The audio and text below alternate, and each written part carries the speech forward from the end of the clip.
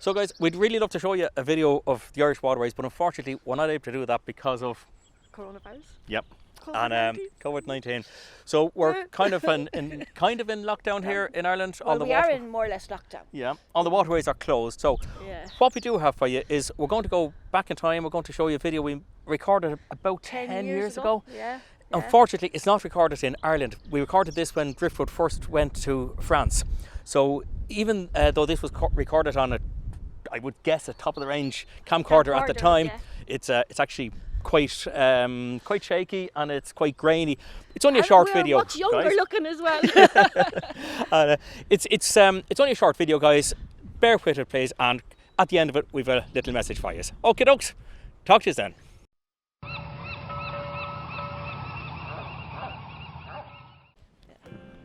So I should explain to you guys, this was a holiday in 2009. Friends of ours, Des and Anne, as well as their children at the time, Sarah and Connor, came out to France to join us. We had only just got the boat to France, having brought it out at Limerick in Ireland and sailed it all the way across. Now this video was actually published before. It was on the internet for a short time, but unfortunately 9 years ago I didn't know as much about YouTube and apparently Dire Straits didn't like me using their music in the background, so and it really Dire Straits really suited this, you know. It did. Now here we are and they're sitting having our dinner, I presume it would be, and there's Des and Anne. There's Des. That's gorgeous Des there driving the boat, and that's Sarah young with the Sarah. back of her head. Sarah's a grown lady now. She is indeed. She is indeed. And that was coming up to the first time that we went through a tunnel. Yeah, and I just noticed in there on the mast is folded down. There's actually a radar deflector still on the mast we had from when we were going across the sea. Yeah. I don't know where that is now. It's probably in underneath one of the seats somewhere.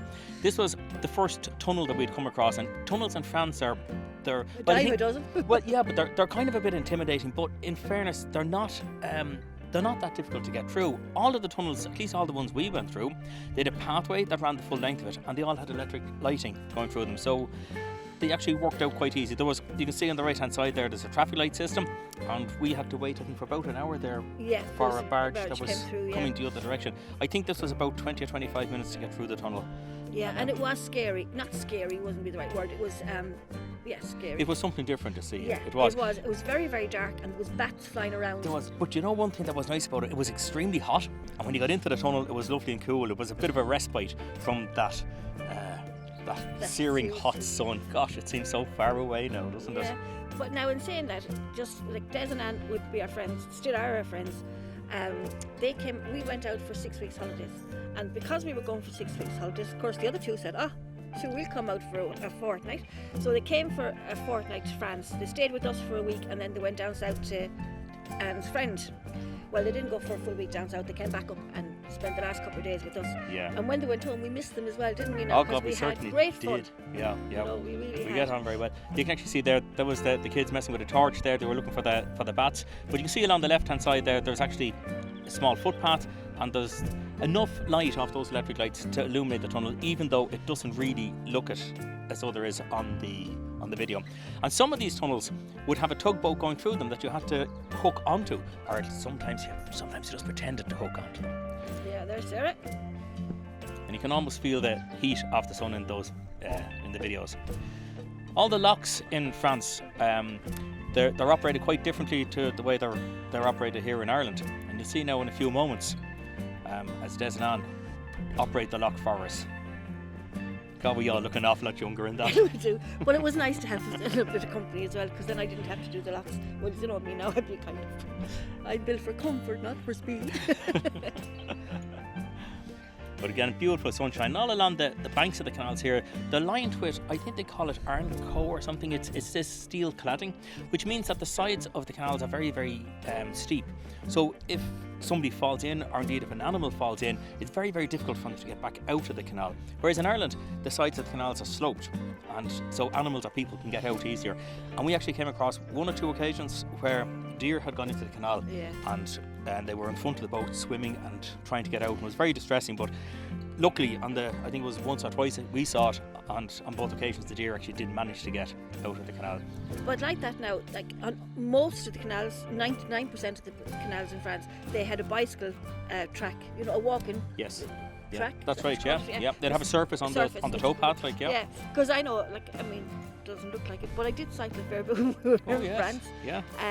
I would have cycled on to do the locks. Yeah. If I was getting claustrophobic on the boat. Now, just as we approach the locks here, this tube that's hanging down, Des grabs that and gives it a little twirl. This is Le Twirler. And what that does is, up ahead, it notifies the lock. The gates open up automatically. So as you approach, the gates are open and you just sail on into the lock.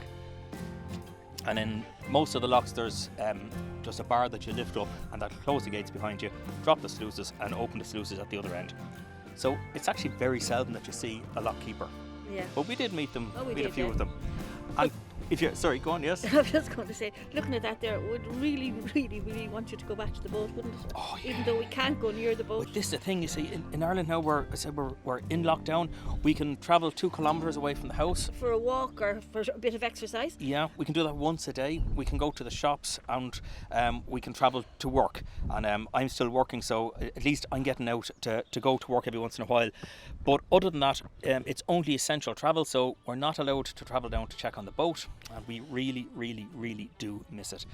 That's Anne on the left, Sarah, and that's gorgeous Des on the right-hand side. And there's Connor. I think he sticks out his tongue here. I mean, Connor is 20, Connor 22, 21, 22 Yes, now. I know. And Sarah is actually working on the laboratories on dealing with COVID-19. COVID-19 at the minute, yeah. She's working in the hospital, yeah. Yeah. So there we are, leaving another lock. It's the lock keeper's house, although none of the lock keepers' houses actually had lock keepers resident in them, as far as I'm aware. Yeah. This was our destination. This is the town of Reims, and I'm probably pronouncing that all wrong, but that's how we pronounce it. Lovely and warm, very, very nice. That is the French Canals, guys. I hope you enjoyed that.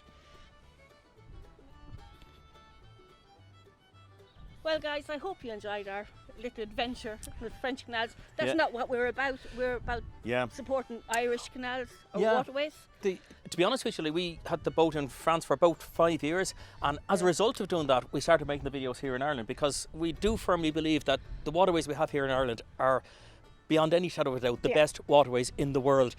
And that's why we do these videos.